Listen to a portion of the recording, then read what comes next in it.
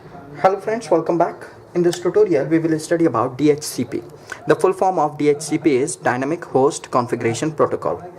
And this protocol is used for mapping physical address to logical address, right? This protocol is used for physical address to logical address mapping. Now what happens in this protocol? Suppose there is a host and that host knows its physical address, but it does not know its logical address, that is IP address. Then by using this protocol DHCP, that host can know its logical address or we can say its IP address, right? Now what happened in previous tutorial, we studied about bootstrap protocol. Now bootstrap protocol has some drawbacks. One of the drawback is that it is not a dynamic protocol, right? Bootstrap protocol is not a dynamic protocol. In this protocol, what happens is the binding between the physical address and the IP address of the client already exists, right? The binding between the physical and IP addresses is fixed in a table until they are changed by the administrator, right? So what happens is the bootstrap protocol is a static configuration protocol, right? It cannot handle the situations like if a host moves from one physical network to another, or when a host wants a temporary IP address, right? So what happens this protocol DHCP, right? Dynamic Host Configuration Protocol. This protocol has been devised to provide static and dynamic address allocation that can be manual or automatic, right? Now in this case, what happens this DHCP server, it has two databases, right? DHCP server has two databases. One of them is static database, right? So what happens in this database? What happens, this database statically binds physical address to the IP address, right?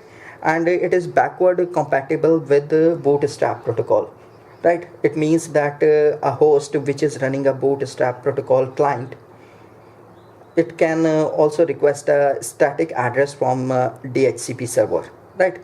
Another database on DHCP server, the second database on DHCP server, it has a pool of available IP addresses, right? So in this case, what happens when a DHCP client requests a temporary IP address, then the DHCP server goes to the pool of available IP addresses, right?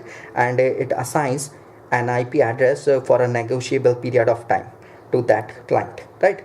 So this second database, it makes DHCP dynamic, right? Now what happens when a DHCP client sends a request to DHCP server, the DHCP server first checks its static database, and in a static database, if an entry with the requested physical address exists there, then what happens? In that case, what happens? The permanent IP address of the client is returned, right? But if the entry does not exist in the static database, then what the server does, it selects an IP address from the available pool and assigns that address to the client, right? And adds the entry to the dynamic database, right? The second database is dynamic database, right? So the addresses assigned from the pool are temporary addresses, right? So what happens in bootstrap protocol, right? There is another drawback in the bootstrap protocol. What happens every time there is a change in physical or IP address, the administrator need to manually enter the changes in table. But what happens in DHCP? In DHCP, static addresses are created manually, but dynamic addresses are created automatically, right? So what happens, this DHCP server, it has two databases, a static database and another database which has a pool of available IP addresses. So this second database which has a pool of available IP addresses, it is a dynamic database,